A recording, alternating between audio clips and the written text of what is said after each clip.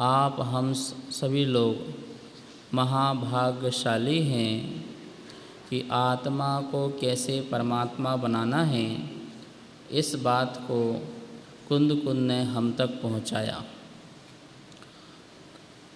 गाथा नंबर 7 में हमने देखा था, व्यवहार और निश्चय से कथन किया था।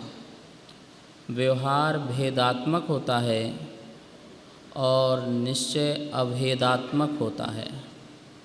एक ही वस्तु को भेदपूर्वक समझाना व्यवहार कहलाता है और एक वस्तु को अभेदपूर्वक समझना निश्चय कहलाता है। जो वचन का विषय हो वह व्यवहार है, जो ज्ञान का विषय हो वह निश्चय है।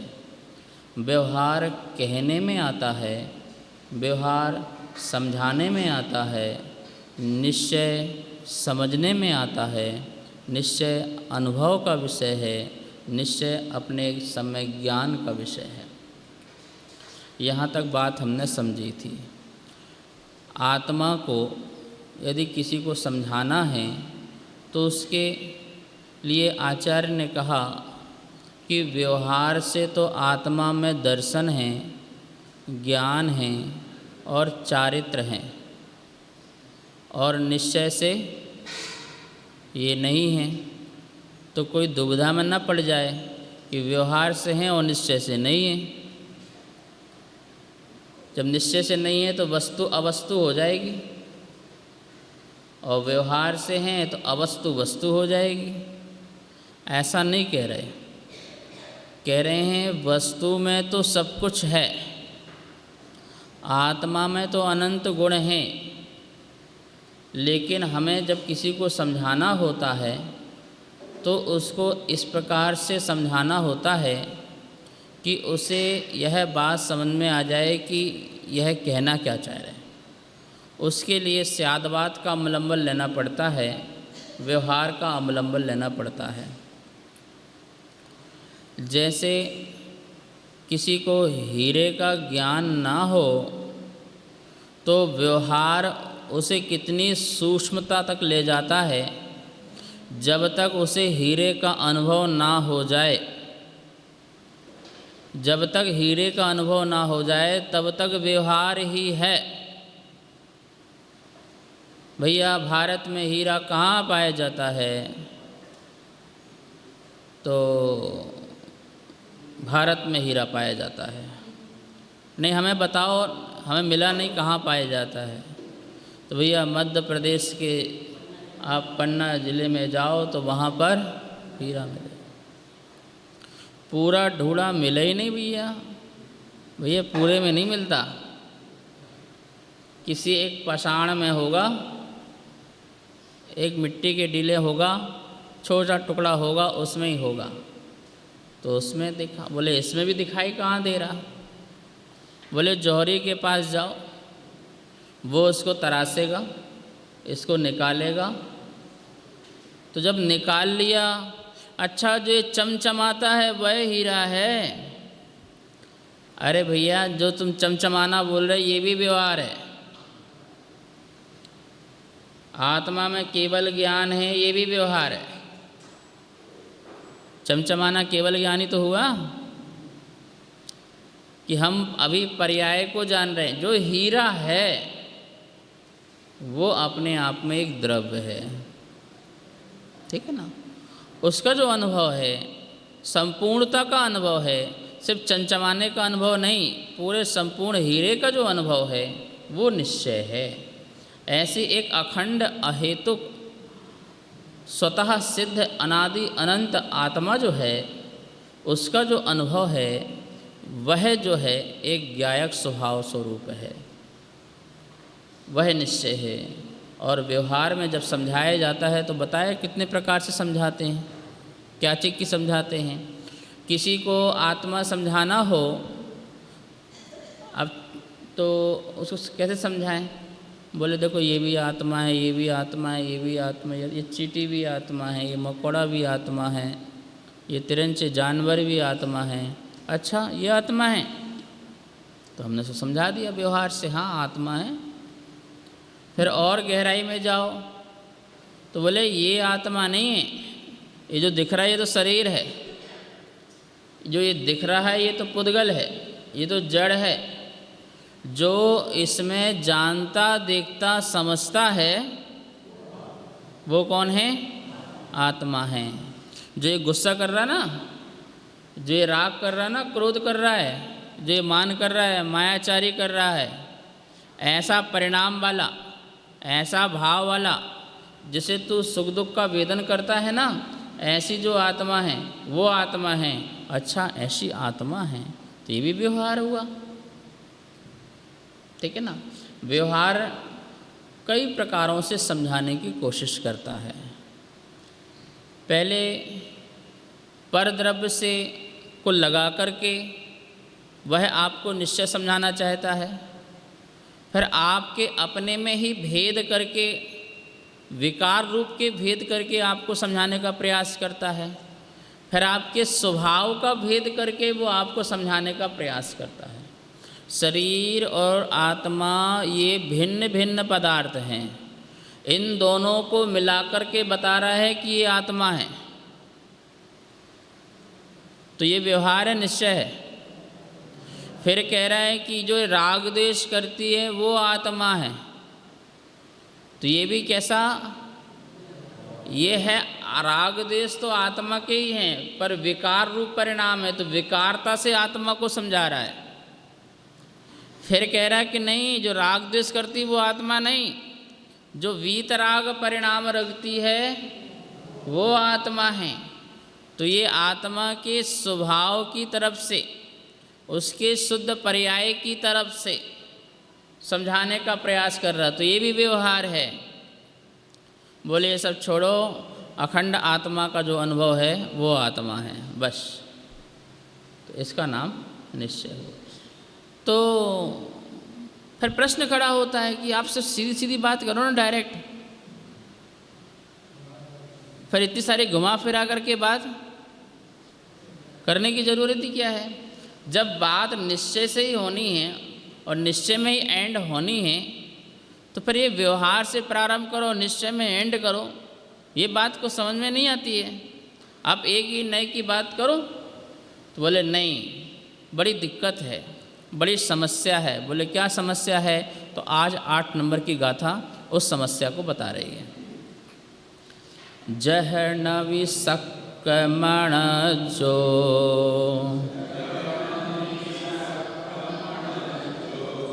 जह न विसक्कमण जो, अणज्य भासं वीणा दुगाहेदुम,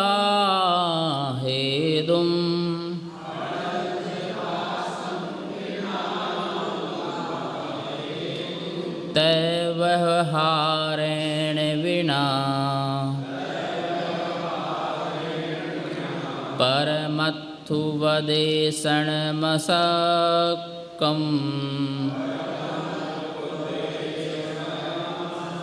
मसक्कम परमत्थु वदेशणमसक्कम्।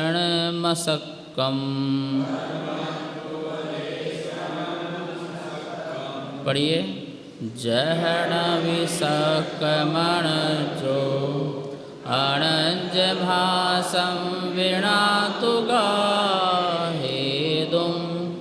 तैव्यवहारेण विना परमत्तु वदेशणमसक्कम्। जह जैसे, नवी नहीं है, जैसे नहीं है, सक्कम अणज्जो, अणज मतलब अनार, एक होता आर्य, एक होता अनार्य। अनार मतलब म्लेच्छ, आर्य मतलब जो सज्जन हैं, धर्मात्मा हैं, धर्मी जन हैं, वो आर्य पुरुष हैं। और अनार्य जो धर्म से उत्प्रोत नहीं, उन्हें विवेक बुद्धि आदि नहीं है, तो वो अनार्य लोग हुए, वो म्लेच्छ लोग हुए। बोले जह जैसे नहीं है, नवी नहीं है, सक्कम, सक्क सामर्थता, समर्थ, अनज्जो, अनज्ज को, अनार्य को, अनज्य भाषम विना दुगाहेदुम, जैसे अनार्य को अनज्य भाषम बिना, अनार्य भाषा के बिना, मिलेच्छ को मिलेच्छ भाषा के बिना समझाना बहुत ही कठिन है। अभी यहाँ पर कोई चाइनीज़ आ जाए, उसे चाइना आती हो, और आप उसे हिंदी में समझाओ कि देखो भैया हमारे महावीर स्वामी हैं, अहिंसा के परम उपकारी हैं और अहिंसा धर्म है, महावीर स्वामी का ने केवल ज्ञान प्राप्त किया, बहुत ज्ञान दिया, आत्मा परमात्मा बताया, अंत में बोलेगा क्या बोले हमें समझ में नहीं आया। तो बोलो 1 घंटे का उपदेश क्या हुआ, व्यर्थ हो गया ना।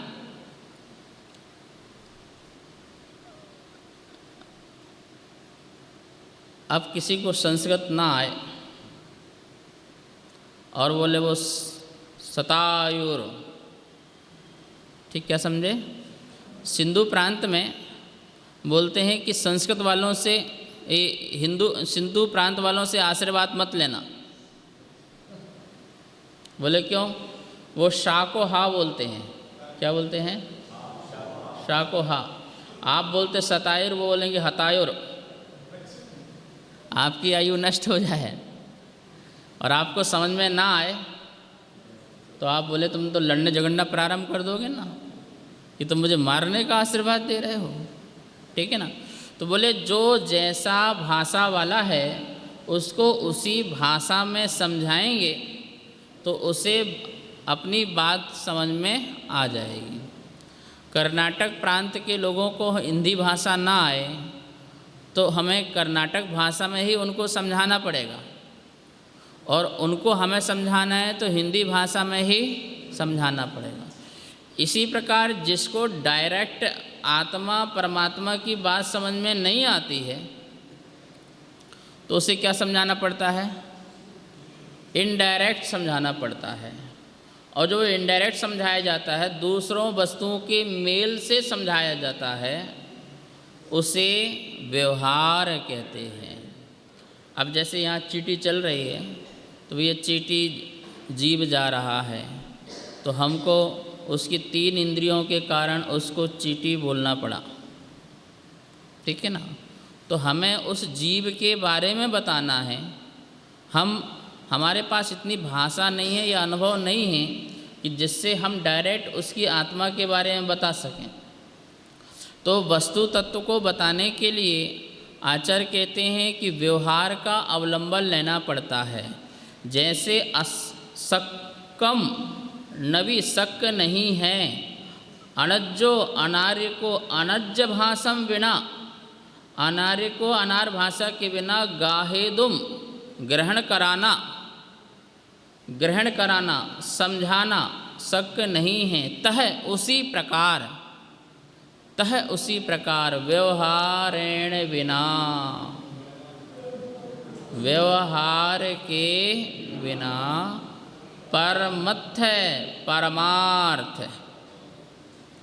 परमार्थ उपदेशेणम, परमार्थ उपदेश को समझाना अशक्कम, अशक्य है, शक्य नहीं है। परमार्थ का उपदेश समझाया नहीं जा सकता। पूरा जो द्वादशांग है, पूरा का पूरा व्यवहार है, भाषा से समझाया जा रहा है। आपको एक चीज़ समझाई जा रही है पूरी द्वादशांग में। क्या समझाई जा रही है तुम्हें? आत्मा ही तो समझाई जा रही है, और वो चीज़ समझ में आ जाए तो बस बात बन गई ना। ये पूरा 3 लोग तुम्हें क्यों समझाया जा रहा है भाई? ये जैन भूगोल तुम्हें क्यों पढ़ाया जा रहा है कि यहाँ तुम कहाँ कहाँ रहे, कहाँ कहाँ भटके, कहाँ कहाँ जन्म लिया, किस परिणाम से तुमने कहाँ कहाँ जन्म लिया, तुम्हारी क्या क्या दुर्गति हुई, ठीक है ना। ये 3 लोग ना समझाते तो मैं ये समझ में नहीं आता कि मैं कहाँ कहाँ गया, कहाँ कहाँ जन्म लिया। तो ये 3 लोग भी आत्मा को समझाने के लिए है, सारा का सारा गणित भी आत्मा को समझाने के लिए है। चारों की चारों अनुयोग एकमात्र आत्मा के अनुभव के लिए है, आत्मा के अर्थ को समझाने के लिए है। और वो जिस दिन समझ में आ जाए बस हो गया काम हमारा। तो वो पूरा समझाना व्यवहार से है ना, ठीक है ना, क्योंकि परमार्थ का उपदेश व्यवहार के बिना बिल्कुल हो नहीं सकता है। इसलिए आचार्यों ने उपकार करके द्वादशांग आदि की रचना की, शास्त्रों की रचना की और हमें ये समझाया, पूरा का पूरा व्यवहार से समझाया। मंदिर जाना धर्म है, पूजा पाठ करना धर्म है, असंख्यात गुणी कर्मों की निर्जरा होती है, ये सारी की सारी चीज़ें, व्रतों का पालन करना, 28 मूल गुणों का पालन करना, नियम धर्म का पालन करना, ये सब व्यवहार है। और ये व्यवहार निश्चय की सिद्धि के लिए साधक है। क्या है? जितने साधन बताए वो व्यवहार हैं, और उससे साध्य की जो सिद्धि होती है वो निश्चय है। ध्यान रखना, जैन धर्म में जिस व्यवहार से निश्चय की सिद्धि ना हो वह व्यवहार ग्रहण करने योग्य नहीं बताया, क्योंकि व्यवहार साधन है तो साधन से साध्य की सिद्धि होना चाहिए ना, ठीक है ना। तो बताया कि भैया मंदिर आने से असंख्यात गुणी कर्मों की निर्जरा होती है, ये व्यवहार पक्ष है। और निश्चय पक्ष कहता है निज में निज रमण करने से असंख्यात गुणी कर्मों की निर्जरा होती है। दोनों पक्ष आपके सामने हैं। व्यवहार आपको यहाँ लाना चाहता है, निश्चय आपको अपने में समाना चाहता है, लेकिन आए बिना जाना भी तो मुश्किल है। घर परिवार के काम में लगे रहेंगे तो जाना भी बहुत मुश्किल होगा। इसलिए व्यवहार आपको बहुत ही अवलंबन होता है। व्यवहार गाड़ी है, व्यवहार यात्रा है, ठीक है ना। तो वो आपके लिए साधन है। गाड़ी के बिना संबित शिखर नहीं जाया जा सकता, लेकिन ये भी बात है कि गाड़ी संबित शिखर नहीं है। गाड़ी पूर्ण यात्रा नहीं है। यात्रा तो वही है जहाँ हमें उस संबित शिखर की अनुभूति वहाँ पर हो जाए, लेकिन गाड़ी के बिना यात्रा भी तो नहीं है। इसलिए व्यवहार के बिना निश्चय भी संभव नहीं है, लेकिन व्यवहार निश्चय नहीं है। व्यवहार भी छूटता है, व्यवहार भी छोड़ना पड़ता है, ठीक है। एक एक क्रियात्मक में हम आगे बढ़ते हैं तो नीचे का व्यवहार अपने आप छूटता जाता है। क्या बोले? शक, शक जिसे हम कर सकें, और अशक का मतलब जिसे हम कर नहीं कर सकें। शास्त्र में आता शक अनुष्ठान अशक अनुष्ठान, ठीक है ना। महाराज जी जहाँ बैठते हैं तो पीछे का मार्जन करके बैठते हैं, तो ये तो शक का अनुष्ठान हुआ। लेकिन जब पीछे पकड़ते हैं तो पीछे पकड़ने में मार्जन कहाँ हुआ? अब ऐसे पीछे पकड़ी तो मार्जन कहाँ हुआ? अशक का अनुष्ठान। आहार करके बैठेंगे पाटे में तो पीछे तो पकड़ेंगे नहीं, फिर बैठना पड़ेगा। हमको जीव दिख रहे हैं, उसका हम दया कर सकते हैं, बचा सकते हैं, ये शक का अनुष्ठान है।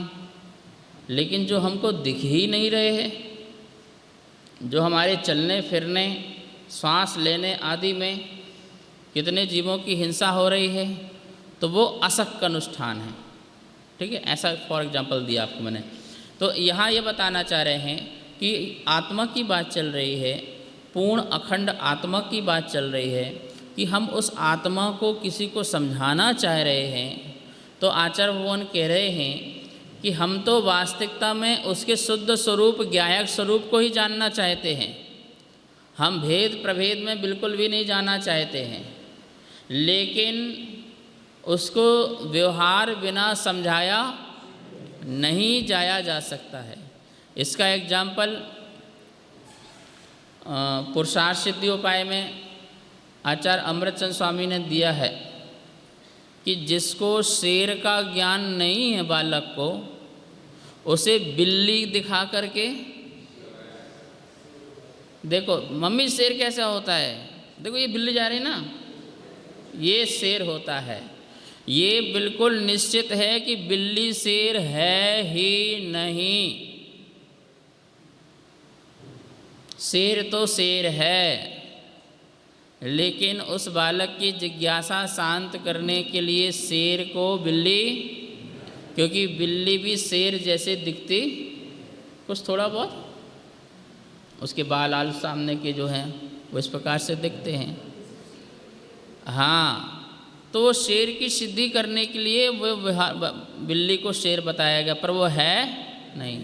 ऐसे ही व्यवहार धर्म को भी बताया है निश्चय की सिद्धि करने के लिए, मोक्ष मार्ग की सिद्धि करने के लिए, लेकिन असली धर्म वो भी असली तो वही है जिसमें क्रिया ही ना हो, मन की क्रिया ना हो, वचन की क्रिया ना हो, काय की क्रिया ना हो, आत्मा का उपयोग आत्मा में ही हो,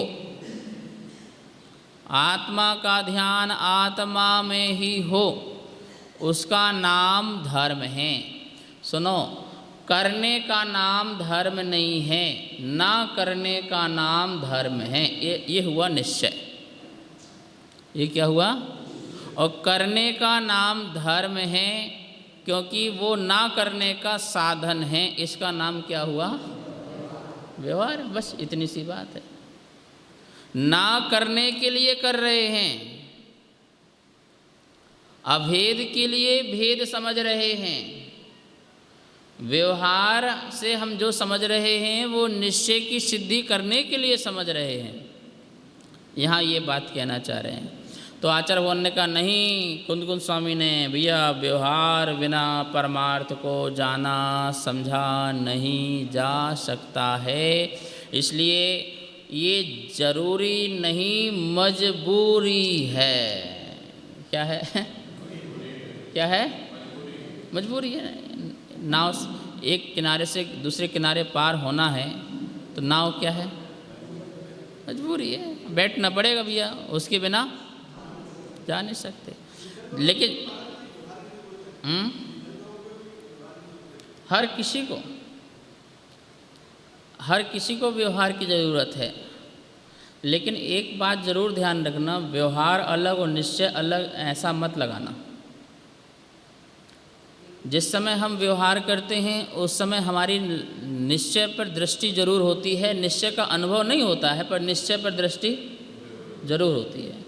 क्योंकि निश्चय पर दृष्टि ना हो, लक्ष्य पर दृष्टि ना हो, तो व्यवहार भी नहीं हो सकता है। अभी तुमको यहाँ से घर जाना है और घर का लक्ष्य ना हो तो क्या हुआ? उबर गाड़ी करी, भाई साहब कहाँ जाना है? अरे जहाँ पेट्रोल ख़त्म हो वहाँ उतार देना। अरे ये भी कोई यात्रा है? तो व्यवहार भी जो हो रहा है वो बिना लक्ष्य के निश्चय है, निश्चय पूर्वक लक्ष्य है, पर घर का अनुभव तुम्हें रोड में नहीं आएगा।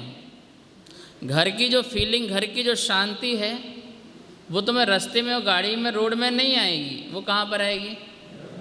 अरे भैया चलो, बहुत दिन बाद अपने घर में, बहुत बाहर का खा लिया, बहुत बाहर घूम लिया, भैया लौट के बुद्धू, जो शांति घर में है, जो घर का खाना है, जो घर में स्वर्ग है, वो कहीं पर क्यों? ये ऐसी जो अनुभूति है ये निश्चय की अनुभूति है। मतलब व्यवहार में एग्जाम्पल दिया आपको, ठीक है ना।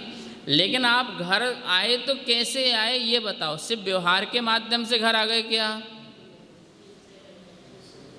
जब तक आपका निश्चय का निर्णय नहीं हुआ तो व्यवहार भी काम नहीं करेगा ना। आप पूजा कर रहे हो और आपका निश्चय निर्णय नहीं है, आप मंदिर आ रहे हो, आपका निश्चय निर्णय नहीं है, आप जाप कर रहे हो, निश्चय निर्णय नहीं है, तो वो तो मात्र एक क्रिया हुई। क्या हुई? जिसमें आत्मा नहीं जुड़ती है उसका नाम क्रियाकांड है। क्रियाकांड किसका नाम है? जिसमें आत्मा नहीं जुड़ती है, आत्मा निश्चय नहीं करती है, आत्मा निर्णय नहीं करती है, आत्मा लक्ष्य नहीं बनाती है, आत्मा उपयोग नहीं लगाती है, तो वो तो क्या हुआ, मात्र क्रियाकांड, मशीनवत। जैसे मशीन चल रही है वैसे आप भी ऑटोमेटिक चल रहे हैं, आपको होश ही नहीं है। होश है? जैसे आप सड़क में चलते हो तो आपको होश कहाँ रहता है? रहता है होश? है? कितना होश होता बताओ जरा, कितने % होश में रहते हो? कितने % में? अच्छा, रेल की पटरी में चलना पड़े तो कितना होश चाहिए? अच्छा, ये 5 मंजिल की ऊपर छत में वो उसमें किनारे दीवार जो होती है उसमें चलना पड़े तो है? अच्छा, एक मकान से दूसरे मकान में रस्सी में चलना हो तो फिर कितना होश चाहिए? हैं? तो बताओ, होश में चल रहे कि बेहोश में चल रहे हो? हमारा होश नहीं रहता है, हम रास्ते भूल जाते हैं, उपयोग भूल जाते हैं, खाना बनाते में चम्मच गिर जाती है, बर्तन गिर जाता है, लिखते लिखते पेन गिर जाता है, एक छोटा सा कागज़ पकड़ाया वो कागज़ गिर जाता है हाथ से। क्यों? क्योंकि हमारा आत्मा वहाँ होता ही नहीं है, हमारा जो उपयोग है वो उपयोग वहाँ होता नहीं, उपयोग कहीं और होता है। तो ऐसे ही क्रियाकांड में बिल्कुल मशीनबद्ध, हाँ बिल्कुल मशीनबद्ध, जैसे मशीन स्टार्ट कर दो, बटन स्टार्ट, और वैसे बिल्कुल आपकी पूरी क्रिया चल जाएगी। टस से मस नहीं होगे तुम।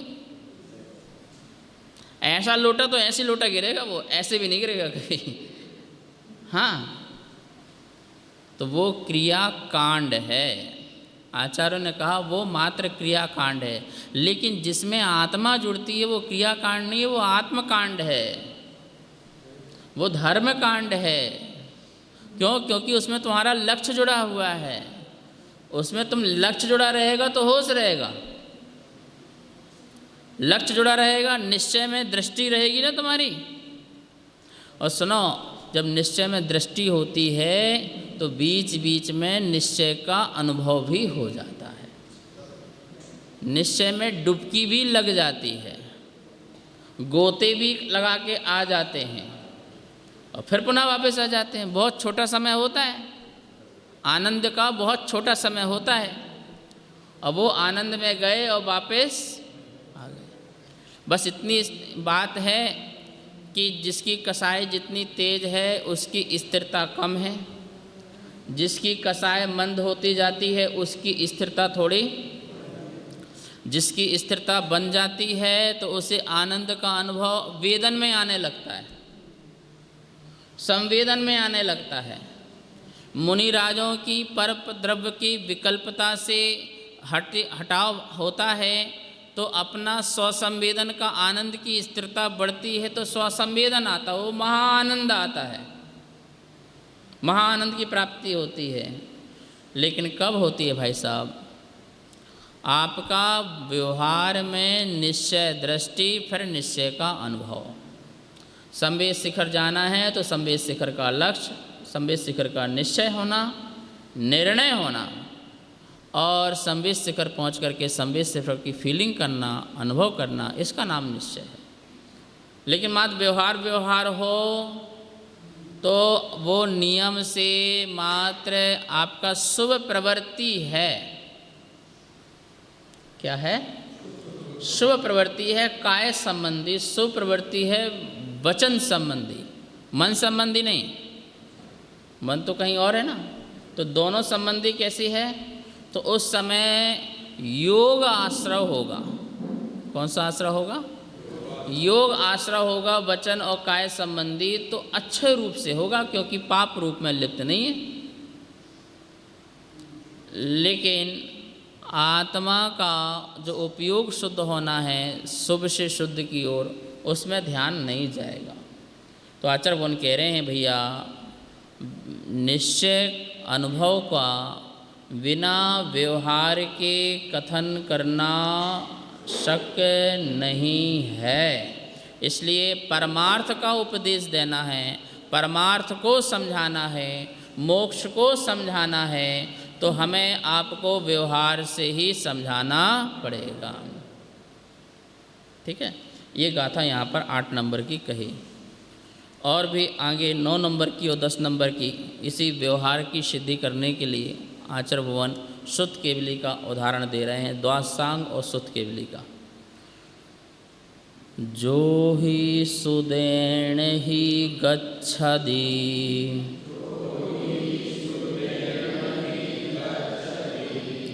अपाणिमिणं तु केवलं शोद्धम्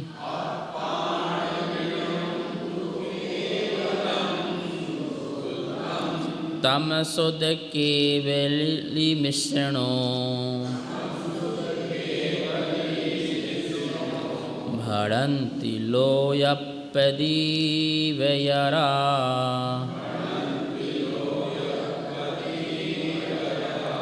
जो सुदनानं सौवम्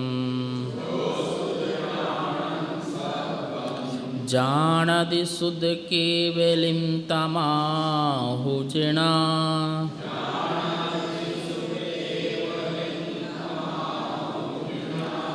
सुदनानमादसौवम् जमः शुद्ध केवली तमः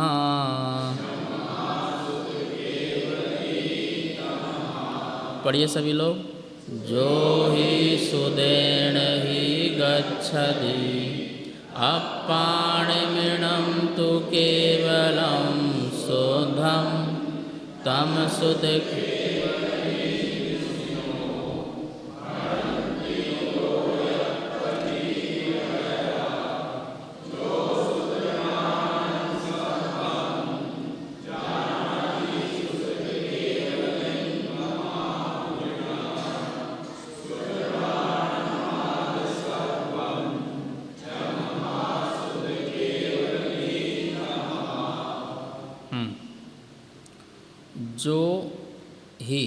जो ही मतलब नियम से, यथार्थता से, वस्तुतः से, वास्तव में या निश्चय से।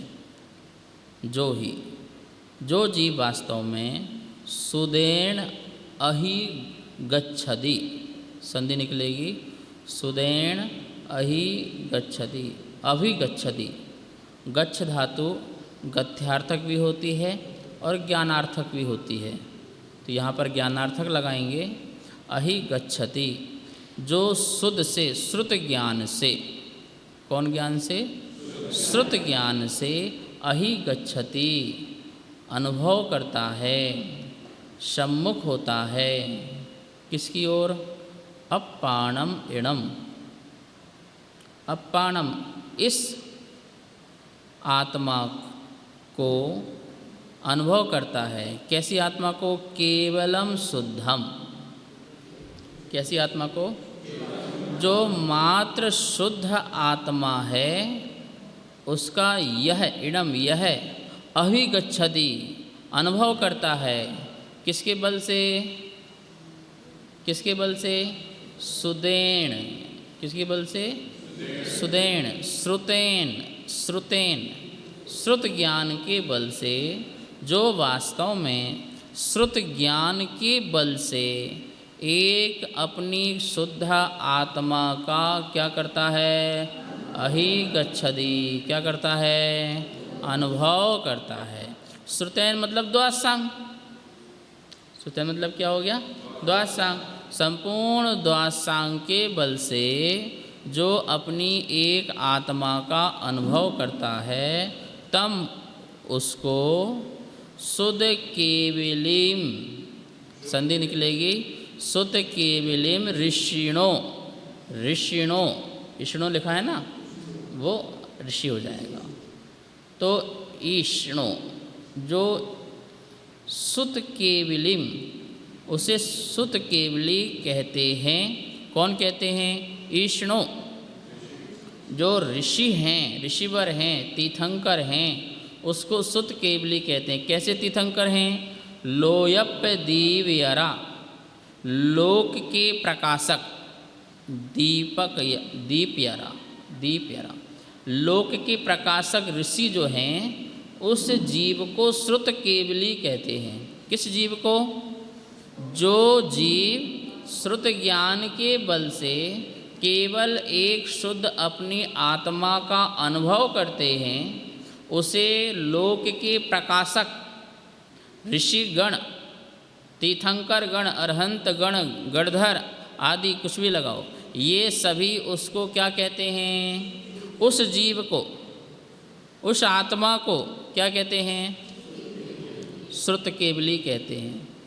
देखिए, द्वादशांग का ज्ञान होने मात्र से श्रुत केवली नहीं, द्वादशांग के ज्ञान के साथ साथ अपने केवल शुद्ध आत्मा को जानता है वो श्रुत केवली है।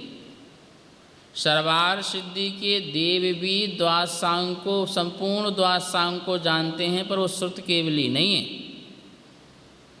क्या नहीं है? सर्वार सिद्धि के देव 33 सागर तक तत्व की चर्चा करते हैं और उनको पूरा द्वादशांग का ज्ञान होता है। 100 धर्मेंद्र को भी होता है, ये लौकांतिक देवों को भी होता है, सर्वार सिद्धि के देवों को भी होता है। पूरा का पूरा द्वादशांग जो गणधर को होता है, जो केवली शुद्ध केवलियों को होता है, वो का पूरा जो ज्ञान है उन देव पर्यायों को है। तो क्यों उन्हें आत्मा का अनुभव हो जाना चाहिए फिर, और फिर मनुष्य पर्याय में आने की तो ज़रूरत ही नहीं है, वहीं से वहीं डायरेक्ट सीधे मोक्ष की प्राप्ति हो जाना चाहिए। बोले नहीं, उन्हें आत्मा का अनुभव नहीं होगा, क्योंकि उनकी कसाय मंदता, अप्रत्याख्यान जो कसाय है उसका उदय चल रहा है। प्रत्याख्यान संजलन कसाय का उदय नहीं है, क्योंकि संजलन कसाय आदि के उदय में अति मंद्र कसाय के उदय में ही आत्मा का अनुभव होता है। और चूँकि उनको वो कसाय भोगना ही है, चूँकि उन्हें कर्म का उदय भोगना ही है, ऐसा निकाचित कर्म बंध बांधा है उन्होंने। इतनी सागर पर्यंत तक उनको रहना ही रहना है, ऐसा कर्म बांधा है। जो कर्म बांधा है उसे पूर्ण भोगेंगे, उसकी सत्ता कम कर दें ऐसा नहीं कर पाएंगे, ठीक है ना। लेकिन मनुष्य पर्याय में इस प्रकार की व्यवस्था है कि वह पुरुषार्थ पूर्वक स्वसंवेदन कर सकता है और कसाय की सत्ता को शांत कर सकता है, कम कर सकता है। तो केवली किसको कहा? जो स्वसंवेदन करता है। कैसी आत्मा का? केवलम शुद्धम अप्पाणाम एणम, जो यह केवल शुद्ध आत्मा का अभिगच्छति अनुभव करता है सुदैण श्रुत ज्ञान से, उसे लोयप दीवराईषणो, लोक के प्रकाशक ऋषिगण तम उसको क्या कहते हैं? श्रुत केवली। क्या कहते हैं उसको? श्रुत केवली कहते हैं। पहली बात हुई। अब दूसरी बात, जो सुदनाण सब्बम, जो सभी समस्त श्रुत ज्ञान को जानदी जानता है। क्या बोल रहे? जो समस्त श्रुत ज्ञान को जानता है, शुद्ध केवलीम तम आहु, आहु मतलब कहते हैं उसको शुद्ध केवली कहते हैं। क्या कहते हैं? शुद्ध केवली कहते हैं। जो समस्त श्रुत ज्ञान को जानता है, तम उसको शुद्ध केवलिम आहु, शुद्ध केवली कहते हैं। कौन कहते हैं? जिना। कौन कहते हैं? जो जिनेन भगवान हैं उस जीव को क्या कहते हैं? उसको शुद्ध केवली कहते हैं। बात समझ में आ रही? आपको नहीं आ रही? दो बात हुई यहाँ पे, एक निश्चय बात हुई, एक व्यवहार बात हुई। ऊपर जो बात हुई आत्मा के श्रुत ज्ञान की बात कह रहे हैं। किसकी बात कह रहे हैं? किसकी बात कह रहे हैं? देखो, मुझे कोई शास्त्र की ज़रूरत नहीं है, ठीक है ना। और मुझे आत्मा का जो शुद्ध ज्ञान है वो भाव शुद्ध ज्ञान है कि नहीं है? वो कौन सा ज्ञान है? मैं आत्मचिंतन कर रहा हूँ, वो मेरा शुद्ध ज्ञान है कि नहीं? शुद्ध ज्ञान है, सम्यक ज्ञान है, शुद्ध ज्ञान है। बोले वो उस शुद्ध ज्ञान के बल से जो आत्मा का, शुद्ध आत्मा का अनुभव करे, वो भाव श्रुत ज्ञान जो मेरे पास है, जिसमें मुझे अक्षर ज्ञान की जरूरत ना हो। ये तो शास्त्र अक्षर ज्ञान है ना। शास्त्र कौन सा ज्ञान है? अक्षरात्मक है। और जो अक्षरात्मक ज्ञान नहीं, जो मुझे श्रुत ज्ञान है, सम्यक ज्ञान है, मति इंद्रियों से प्राप्त जो ज्ञान है, उस ज्ञान के बल से, चिंतन मंथन के बल से मैं अपने शुद्ध आत्मा को जानूं, तो जो शुद्ध आत्मा को अपने शुद्ध ज्ञान के बल से जानता है, भाव शुद्ध ज्ञान के बल से जानता है, बोले उसे केवली कहते हैं, उसे निश्चय केवली कहते हैं। उसे क्या कहते हैं? और एक व्यवहार केवली जो अक्षर शुद्ध ज्ञान के बल से, किसके? पढ़ के पूरे द्वादशांग को पढ़े, अक्षर शुद्ध ज्ञान के बल से अपनी आत्मा को जाने। किसको जाने? जैसे देखो, तीर्थंकर सीधे दीक्षा लें और केवल ज्ञान प्राप्त हो जाए, मान लो, तो उन्हें तो कोई शास्त्र पढ़ने की जरूरत नहीं पड़ी, ठीक है ना। दीक्षा लिया, मुनि बन गए, और वो अपने भाव श्रुत ज्ञान के बल से शुद्ध आत्मा को जाना और केवल ज्ञान को प्राप्त कर लिया, ठीक है ना। अथवा पूरे द्वादशांग को प्रकट कर लिया, चलो केवल ज्ञान नहीं प्रकट किया, पूरे द्वादशांग को प्रकट कर लिया, तो अपनी आत्मा को जान लिया, तो वो भाव श्रुत ज्ञानी है, श्रुत केवली है, ठीक है ना। ये तो हो गया। तो इसमें व्यवहार की आवश्यकता नहीं पड़ी। किसकी आवश्यकता नहीं पड़ी? सीधे डायरेक्ट काम हुआ। अब आया कि एक शास्त्र लिख गए, पूरे द्वादशांग के शास्त्र लिखे, मैंने एक एक करके सारे शास्त्र पढ़े, ये पढ़ा, ये पढ़ा, ये पढ़ा, ये पढ़ा, पूरा द्वादशांग पढ़ा, और पढ़ने के बाद मुझे अपना आत्मा का अनुभव हुआ। क्या हुआ? तो बोले कि वो जो पढ़े, पूरा द्वादशांग पढ़ा और आत्मा का अनुभव हुआ, वो श्रुत केवली, देव को श्रुत केवली नहीं कह रहे, बोले द्वादशांग पढ़ के जो आत्मा का अनुभव हुआ उसे क्या कह रहे हैं? श्रुत केवली। तो बोले ये व्यवहार कैसा हुआ? ये कि व्यवहार के माध्यम से भी श्रुत केवली बना जाता है, और निश्चय के माध्यम से भी श्रुत केवली बना जाता है। ये बताना चाह रहे हैं कि बोले देखो व्यवहार की भी कितनी महत्वपूर्णता है, ये बताना चाह रहे हैं। बनता तो वो निश्चय से ही है, भाव श्रुत से ही है। पहले द्वादशांग अक्षरात्मक पढ़ लिया, और पढ़ने के बाद श्रुत ज्ञान, अपने भाव श्रुत ज्ञान के बल से ही श्रुत केवली बनता है, लेकिन अक्षरात्मक ज्ञान भी उसको श्रुत केवली बनाने में निमित्त बना।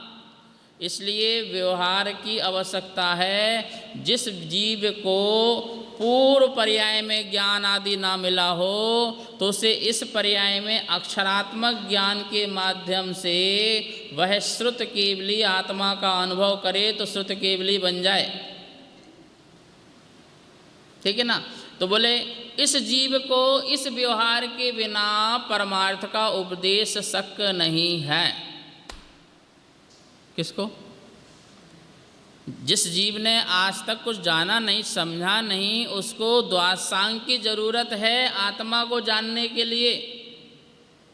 तो उसके लिए आगम अक्षरात्मक ज्ञान की जरूरत है। इसलिए बोल रहे कि इस जीव को इस अक्षरात्मक आगम ज्ञान के बिना आत्मा का अनुभव करना शक्य नहीं है, परमार्थ का उपदेश शक्य नहीं है। इसलिए इसके लिए व्यवहार की जरूरत है। इसलिए परमार्थ उपदेश के लिए व्यवहार आवश्यक है, ये सिद्ध करना चाहते हैं यहाँ पर। एक वो जीव है जिसने जाना और जान करके अपने केवल आत्मा का अनुभव कर लिया। पहले मैंने द्वादशांग जाना अक्षरात्मक रूप से, तो ये हो गया व्यवहार। फिर उसके माध्यम से मैंने अपने भाव श्रुत ज्ञान से आत्मा को जाना, ये हो गया निश्चय। तो बोले कि ये व्यवहार से जान करके श्रुत केवली हुआ, तो वो व्यवहार श्रुत केवली हो गया। जो भाव श्रुत ज्ञान से जान करके श्रुत केवली हुआ, वो वो निश्चय श्रुत केवली हो गया। लेकिन किसी किसी जीव को द्वास सांग आगम अक्षर की भी जरूरत होती है, और वो द्रव्य श्रुत से भाव श्रुत होकर के श्रुत केवली बनते हैं।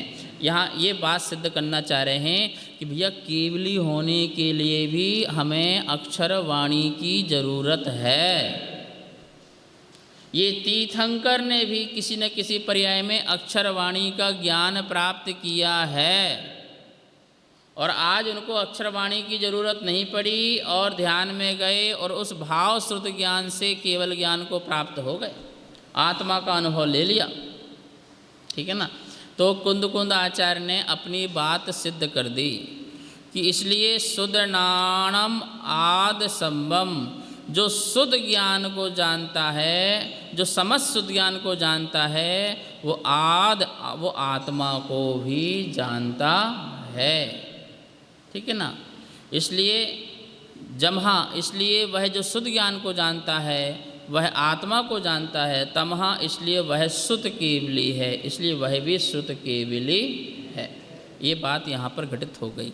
कहने का मतलब यह है, कुंद स्वामी यह कह रहे हैं, शिष्य ने पूछा था कि जब आत्मा से ही निश्चय हो जाए, अनुभव में आ जाए, तो फिर हमें व्यवहार की क्या ज़रूरत है, ये बाहर का उपक्रम करने की क्या ज़रूरत है, ये द्वासांग पढ़ने की क्या ज़रूरत है।